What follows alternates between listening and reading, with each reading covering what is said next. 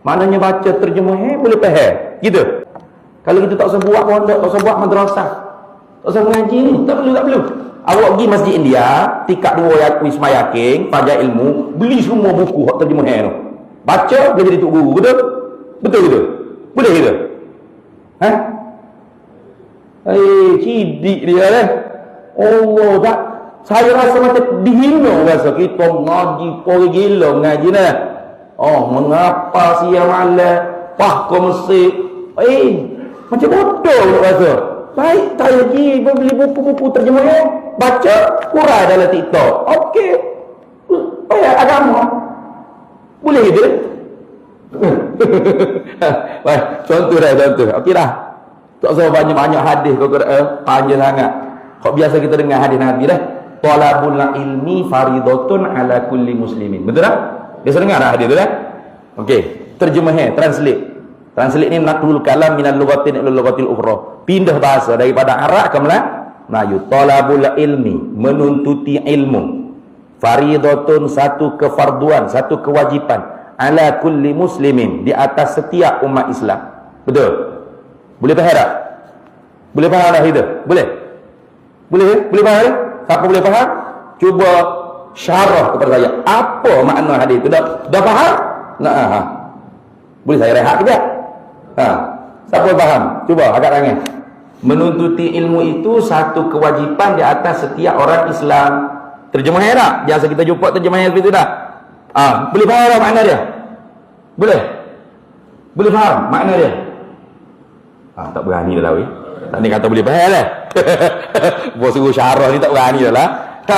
Siapa kata boleh faham tu? Cuba angkat tangan. Saya boleh faham tak? Main depan, ambil mikrofon, cuba cerita, cuba terangkan apa makna awak faham bila awak baca terjemah tu. Menuntuti ilmu satu kefarduan di atas setiap orang Islam. Apa? Awak faham apa? Menuntut ilmu, semua ilmu. Ilmu scam orang, gitu.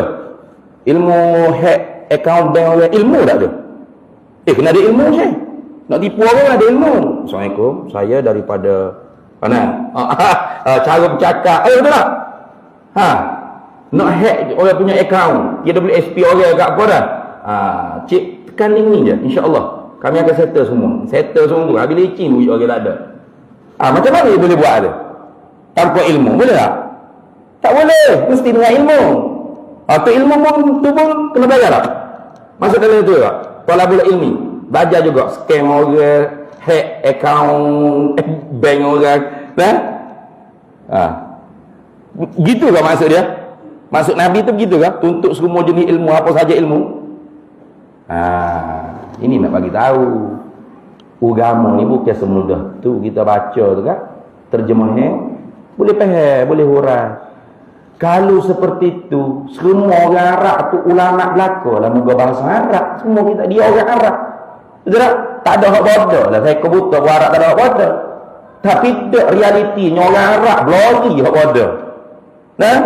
Berapa kontainer nak hak jahil pun bulan-bulan corona hak jahil dah. Nak ayat agama ni bukan hak orang Arab, bukan. Tokoh-tokoh lah Bukhari, Muslim, Abu Daud, Nasai semua bukan Arab tu. Sibawai semua bukan Arab. As-Sakaki, Subtani, apa dia ke? Ar-Razi, Syahristani, Ad-Dawani, Kalambawi, semua bukan Arab tu. Kalau nak bilang ulama bukan Arab, blori bukan Arab. Blori bertantan kontainer bukan Arab. Orang Arab sikit je. Walaupun Nabi kita orang Arab, Quran kita bahasa Arab, hadis bahasa Arab, kitab-kitab dalam bahasa Arab, tapi bukan semua ulama orang Arab. Dia bukan semua orang Arab tu ulama, okey. Sebenarnya dia jadi tunggu baca terjemahnya boleh tak? Kemah? Duk maki hamu ala itu.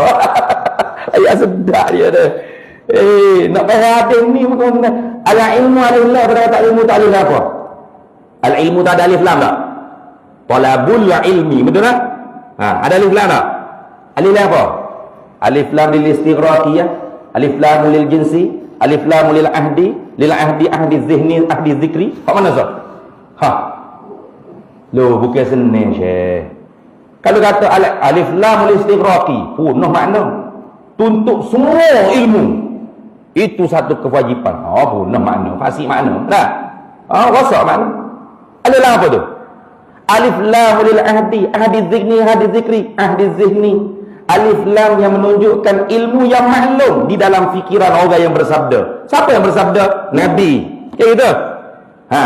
Maka ilmu yang maklum di sisi Nabi, ilmu apa? Ilmu nafi'. Karena Nabi minta berlindung dengan Allah Ta'ala, ilmu ghairuna nafi'.